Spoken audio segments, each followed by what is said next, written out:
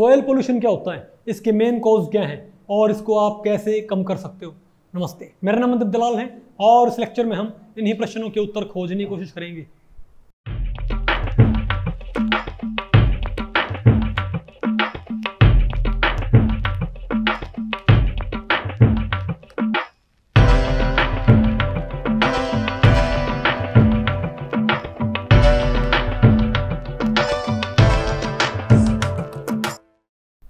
Okay, तो भाई आज हमें क्या पढ़ना है बताओ, सॉयल पोल्यूशन। ठीक है, तो सॉयल पोल्यूशन क्या होता है भाई, मैंने आपको बताया था कि जो पोल्यूशन है उसको हम प्राइमरली 3 कैटेगरीज में डिवाइड कर सकते हैं, इस बात के ऊपर डिपेंड करते हुए कि कौन सा पार्ट अर्थ का पोल्यूट होने लग रहा है। ठीक है, उसमें से एक आपका क्या था, अगर आपका जो एटमॉस्फेयर वो पोल्यूट होता है उसको हम बोलते हैं एयर पोल्यूशन। अगर आपका हाइड्रोस्फीयर पोल्यूट होता है उसको हम बोलते हैं वाटर पोल्यूशन। और अगर आपका लिथोस्फीयर पोल्यूट उसको हम क्या बोलेंगे, सॉइल पोल्यूशन। ठीक है बात, ओके। तो हम क्या बोलेंगे भाई, आपको पता है इंडिया क्या हमारे पास भाई, इंडिया एक एग्रीकल्चर इकोनॉमी नहीं क्या, इंडिया के अंदर आपको पता है आज भी बहुत सारे लोगों की जो आजीविका है, जो लिविंग है, वो किसके ऊपर बेस्ड है बताओ, एग्रीकल्चर के ऊपर बेस्ड है, इजंट इट। लेकिन जो एग्रीकल्चर है उसके अंदर सिर्फ यही नहीं होता कि भाई आपको सिर्फ और सिर्फ ये करना पड़ता है कि गेहूँ उगा लिया, सरसों उगा ली ना। जब आप कोई फसल उगाते हो तो उसके अंदर आपको पता कई कीट हमला कर देते हैं, उन कीटों को ख़त्म करना पड़ता होता है। या मान लिया भाई जो फसल के आपने दाने डाले हैं उनके अलावा कोई अनवांटेड जो बीज होते हैं वो भी तो पैदा होते हैं वहाँ पर, इजंट इट। तो उनको ख़त्म करने के लिए आप बताओ क्या इस्तेमाल करते हो, बताओ क्या, पेस्टिसाइड्स, इजंट इट। सॉरी, हाँ हाँ बात आपको पहले पड़ी भाई, अरे पेस्टिसाइड होते हैं, एक हार्बिसाइड होते हैं आपके, इंसेक्टिसाइड कीड़े मकोड़े हैं, नहीं समझे बात। तो इन सब को तो पेस्टिसाइड हैं, हार्बिसाइड्स हैं, इंसेक्टिसाइड्स हैं, इनको इस्तेमाल करके आप जो खरपतवार हैं क्या उनको ख़त्म नहीं करते क्या, या कीटों के हमले को रोकते नहीं क्या। ओके, तो इसको हम क्या बोलेंगे बताओ भाई। तो इससे चलो ठीक है, आपने भाई ये इस्तेमाल तो कर लिए क्या, इंसेक्टिसाइड पेस्टिसाइड हार्बिसाइड आपने इस्तेमाल तो कर, लेकिन क्या करेंगे बताओ, ये पोल्यूशन करेंगे ना। क्यों, क्योंकि आपको पता होगा, क्योंकि जो ये पेस्टिसाइड वगैरह आप इस्तेमाल करते हो ना फसल के अंदर एग्रीकल्चर प्रोडक्शन को बढ़ाने के लिए, ठीक है, इसके जो मॉलिक्यूल होते हैं वो पहली बात तो हार्मफुल होते हैं और वो समय के साथ डिसोशिएट भी नहीं होते, यानी कि लेस हार्मफुल कंपाउंड में कन्वर्ट नहीं होते, तो वैसे ही पड़े रहते हैं वो। तो वहाँ से बारिश के साथ बह के वहाँ भी जाते हैं और सोयल में भी क्या होते हैं, ऐड हो रहते हैं। अगर सोयल में रहेंगे तो जब प्लांट उसके अंदर ग्रो करेंगे तो उस प्लांट में आ जाएंगे, उसके बीज में आ जाएंगे वो केमिकल, और फिर हम खाना खाएंगे भाई तो उस अनाज के अंदर भी हमारी बॉडी के अंदर पहुंच जाते हैं। और मैं आपको बताऊं उससे जो कंसंट्रेशन होती है ना उस पेस्टिसाइड की, इंसेक्टिसाइड की, हार्बिसाइड की, हमारी बॉडी में बहुत ज़्यादा क्या हो जाएगी, बढ़ जाएगी। तो डेफिनेटली क्या होगा, हमको नुकसान होएगा भाई, क्योंकि 1000 तरह की बीमारियाँ ये पैदा करते होते हैं। आपको पता होना चाहिए period to World War II से पहले बताओ जो नेचुरली ऑकरिंग क्या थे सब्सटेंस, जैसे निकोटिन, बोलो भाई आपको पता निकोटिन क्या होता है। जो टबैको तंबाकू के खेती नहीं होते, तंबाकू में क्या होता है आपको पता है, निकोटिन। तो आपको ना पता हो, एक इंसेक्टिसाइड के तौर पे, पेस्ट कंट्रोल के तौर पे बताओ भाई किसको इस्तेमाल किया करते, major crops in agricultural practice, यानी कि जो तंबाकू का जो पानी होता है ना उसका छिड़काव किया करते, किसके ऊपर, फसलों के ऊपर भाई, ताकि उसके ऊपर जो कीट पतंगे हैं, जो कीटनाशक या हार्मफुल फंगी हैं, फंगाई हैं, बैक्टीरिया हैं, वो सब क्या हो जाए, खत्म हो जाए। बात आपको पहले पड़ी, ये World War II से पहले की बात है। लेकिन World War II के दौरान एक कंपाउंड को इस्तेमाल करना शुरू किया गया जिसको हम क्या बोलते हैं, DDT। क्या भाई, was found to be of great use in control of malaria and other insect borne disease। तो जो ये दूसरे इंसेक्ट नहीं होते हमारे पास, अरे भाई मच्छर है, मक्खी है, या जो दूसरे वही इंसेक्ट होते हैं, कीट पतंगे होते हैं, उनसे फैलने वाली बीमारियों को रोकने में किसने बहुत हेल्प की, कंपाउंड होता है ऑर्गेनिक का DDT। लेकिन जो DDT होता है तो इसको फिर भाई तो World War II के बाद इसको एग्रीकल्चर में इस्तेमाल करने लगे, किन को मारने के लिए, इंसेक्ट्स को मारने के लिए, रोडेंट को मारने के लिए, और इवन वीड्स को खत्म करने के लिए किया वीड्स जो खरपतवार होती है उसे ख़त्म करने के लिए भाई, और दूसरी फसलों की बीमारियां ख़त्म करने के लिए। लेकिन बाद में पता लगा, शुरू में तो उसको इस्तेमाल करने लगे डीडीटी को, लेकिन बाद में पता लगा कि भाई ये बॉडी को हार्म करता, बॉडी को नुकसान करता है। तो फिर इंडिया के अंदर भाई, इंडिया नहीं, मेरे ख्याल से दुनिया के ज़्यादातर देशों में आज क्या बैंड है, डीडीटी का उपयोग बैंड है। लेकिन आपको पता होगा, मेरे ख्याल से ज़्यादा दूर मत जाओ, मेरे ख्याल से 20-25 साल पहले तक आपने देखा होगा डीडीटी का छिड़काव करने वाले आया करते घरों में, समझे बात। उससे क्या खत्म हो जाया करते, मक्खी मच्छर भाई, ताकि ये कंट्रोल हो जाए, इजंट इट। लेकिन आज हमको पता है भाई कि ये नुकसान, तो उसका यूज़ क्या कर दिया है, बताओ। पेस्टिसाइड क्या होते हैं, बेसिकली सिंथेटिक टॉक्सिक केमिकल। देखो आमतौर पे आप कहोगे कि जहर कौन बनाएगा, भाई कई बार जहर भी बनाना पड़ता है। आपको जहर का क्या फ़ायदा है, अरे भाई आपने है ना कॉकरोच वगैरह मारने के लिए आप ये कई क्या बोलते हैं ये स्प्रे वगैरह इस्तेमाल नहीं करते क्या, अगर भाई तो वो जहर। लेकिन दिक्कत क्या होती है आपको पता होगा, कई जो कॉकरोच को मारने वाले जो भाई ये स्प्रे वगैरह होते हैं, अगर ये ज़्यादा अमाउंट में को इस्तेमाल कर लेता है और कई इंसान की टॉलरेंस क्या हो बहुत कम हो इनके लिए, तो उनकी भी इससे क्या हो जाती है, डेथ। सुना होगा ना आपने भाई, ठीक है। तो बताओ, तो ध्यान रखियो भाई, ये इकोलॉजिकल जो इसके रेपरकशंस होते हैं भाई, इसके नुकसान होते हैं इकोलॉजिकल, तो इनको बहुत ध्यान से और लिमिट में इस्तेमाल करना पड़ता है।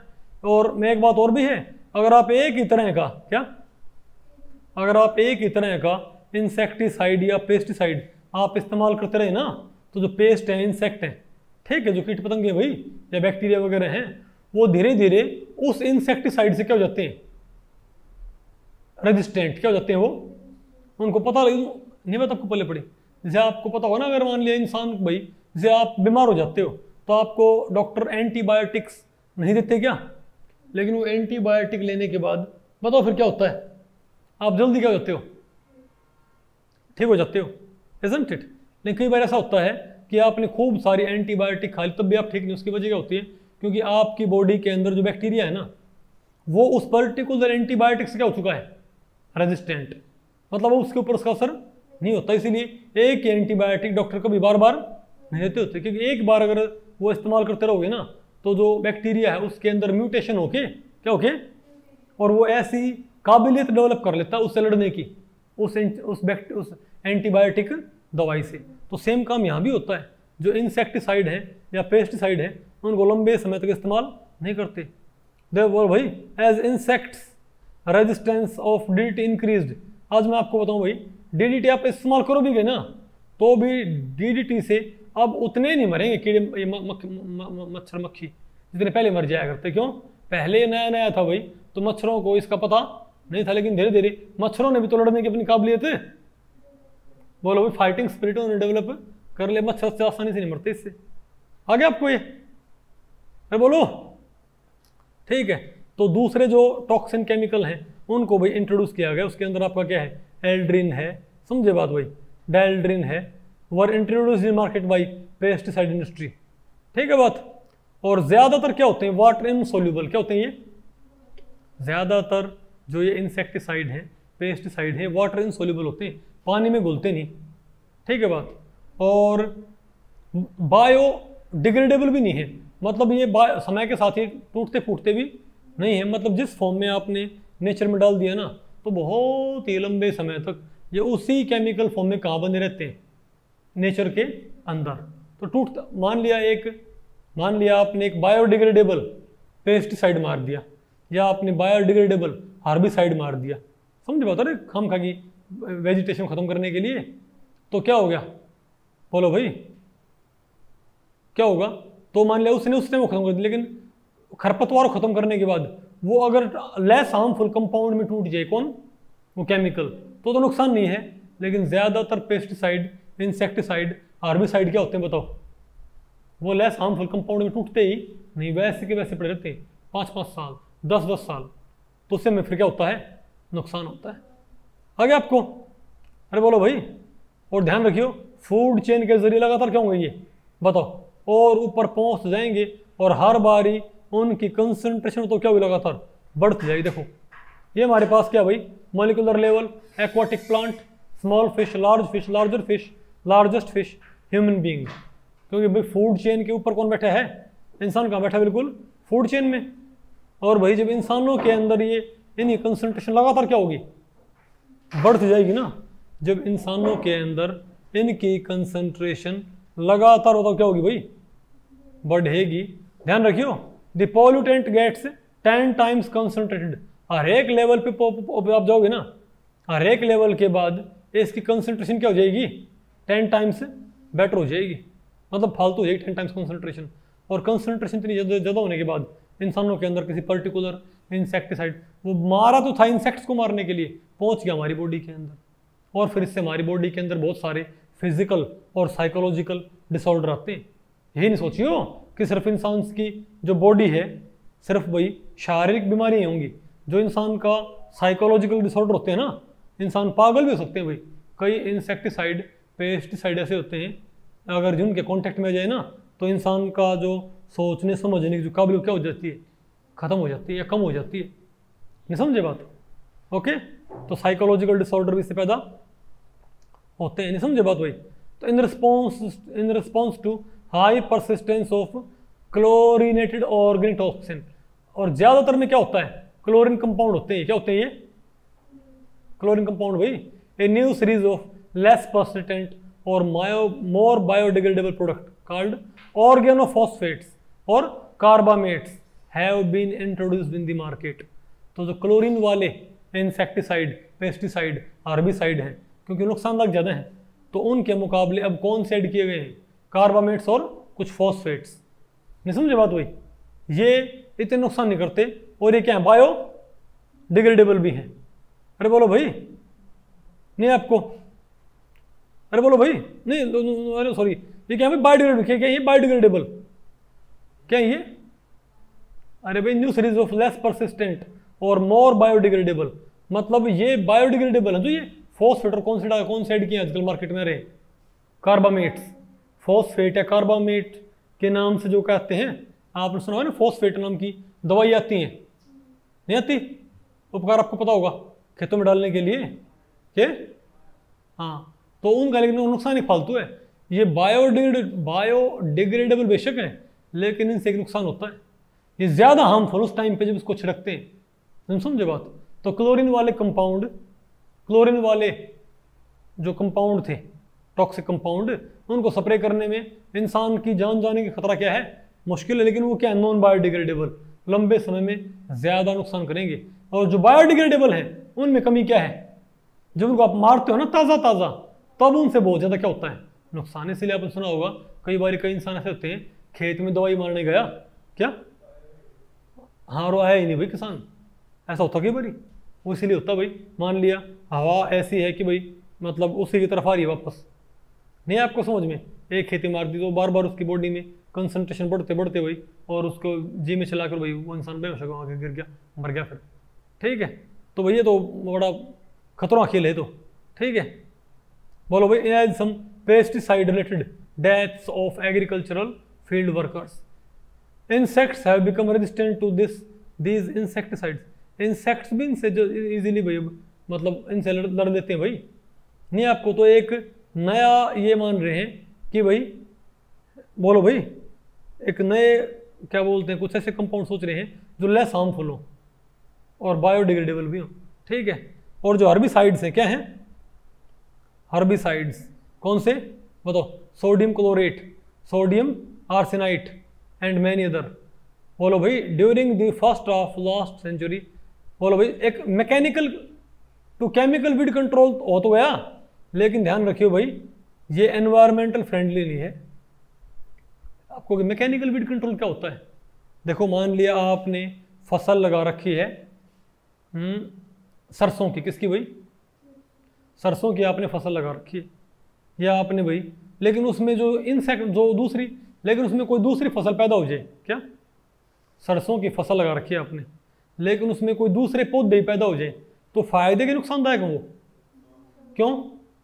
क्योंकि भाई ज़मीन के अंदर जो न्यूट्रिएंट्स हैं उनकी तो अमाउंट क्या होती है? लिमिटेड।